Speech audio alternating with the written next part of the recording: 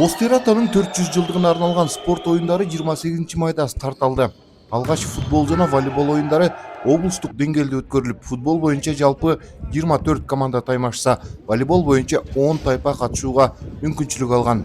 Маанайлар жакшы, команданын баары аябай жакшы даярдык менен келиптир. Спортто күчтүүлөрү болот экен. Азыр полуфиналга 4 команда калды ойноп атышат. Боз-Тер атанын тукумунан ар көздөн Досой атанын айылдан бир айылдын жигиттери келген, полуфиналгалар чыкты. Азыр менен Чолпон ата командасы менен Тор Айгыр командасы ойноп атат. Ассаламу алейкум кыргыз элим. Жалпы баарыңыздарга чоң салам. Боз-Тер атанын 400 жылдык мааракесинен бүгүн ушул Боз-Тер атанын 400 жылдык мааракесинин волейболу өтүп атат. Волейболу жогорку деңгээлде өтүп атат. Боз-Тер атанын урпактарына чоң рахмат. Уюшкандыкты жакшы уюштурушуптур. Терең ыраазычылык билдиребиз урпактарына.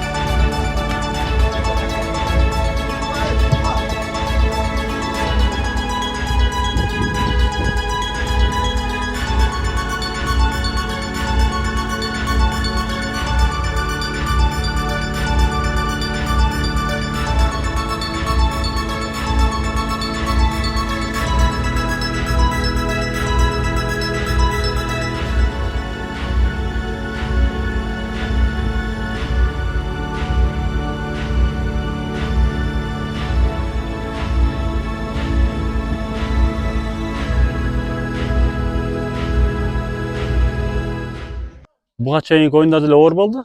Ар бир айыл күчтүү командалар баары. Ушу убакка чейин баарыбыз жигиттер уже анча 3-чү тур, уже 4-чү турга келдик Темир айылы. Жигиттер жакшы, травмасы жок, аман эсен ойноп атышат. Оюн тойдук маанай болуп атат да, буюрса. Жакшы баары. Азыр Боз-Тер бир командасы менен ойноп атышат азыр. Бардыгы мындай жакшы көңүл менен, жакшы маанай менен келип ойноп атышат. Мындай группа Кудай сактасын, нарушениялер да болгон жок. Баягы травмада болгон жок. Жакшы маанайда өтүп атат. Сонун эң сонун өтүп атышат баары.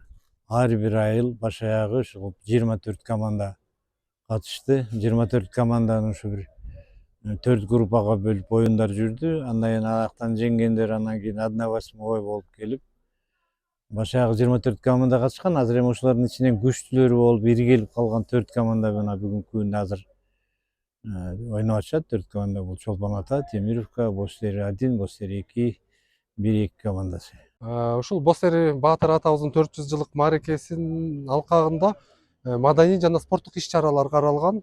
Биз ушул спорттук иш-чараларды 28 майда волейболдон баштадык.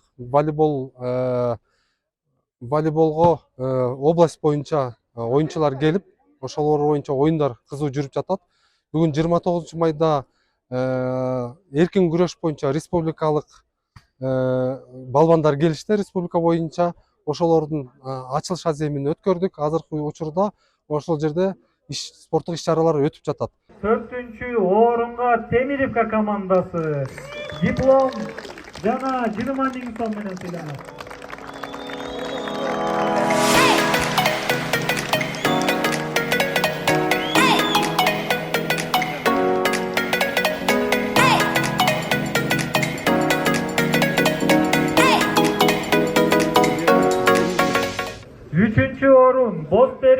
командасы грамота, диплом, медаль жана 50 000 сом.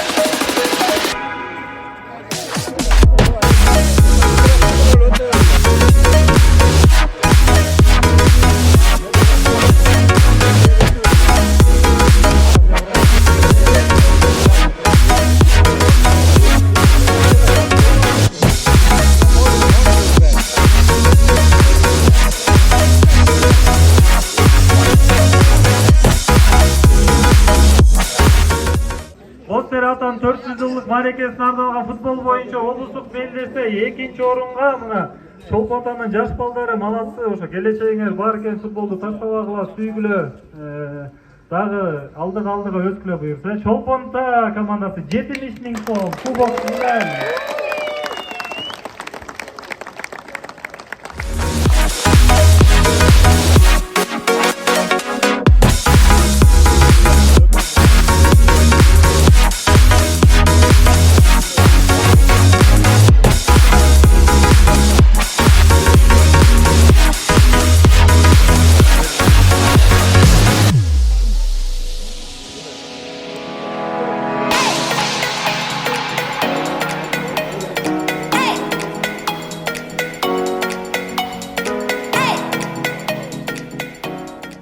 Ушул эле мелдеште мына ошо биздин Бостери биринчи команда өзүңөр билгендей улуттук лигада ойноп жүрөт. Акыркы 2 жылдан бери чемпион болду.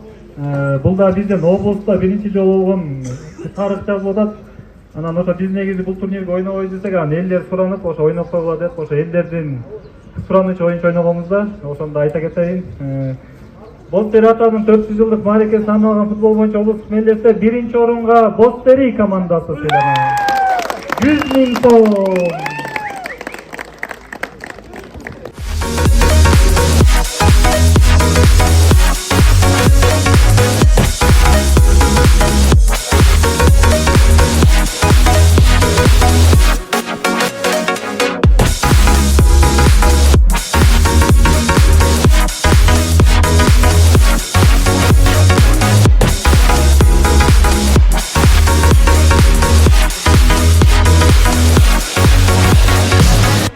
Ошо оюн тууралуу айтсак, ошо достуктун, ынтымактын оюну болду. Ошо Бостер атабыздын турнирине ошо эң эле биринчиден ошо турган ынтымак, биякта достук, биримдиктүү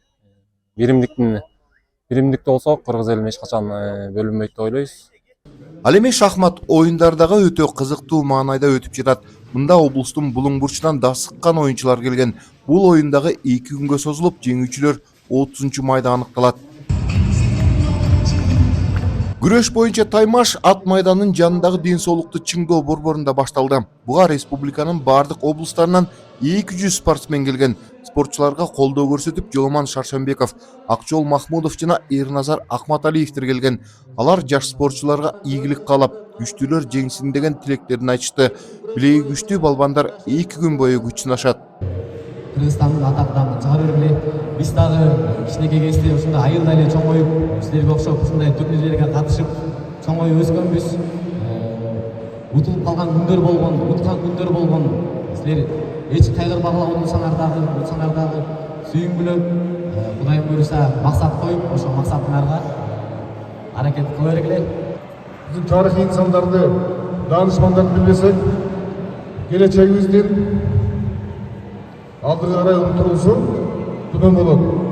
Ошондуктан ар бирибиз Кыргызстаныбыздын тарыхын, ушу Кыргызстан жараткан данышмандардын чыгаандарыбызды билишибиз керек. Мына бүгүн ошол максатта Бостер атанын урпактары чоң атанын 400 жылдыгына арналган спорттук, маданий ынтымак иш-чарасын өткөрүп атат. 2023 жылғы жаш өспүрүмдөр арасында Азиянын чемпиону Кайымбеков Садыр жетектешилиги.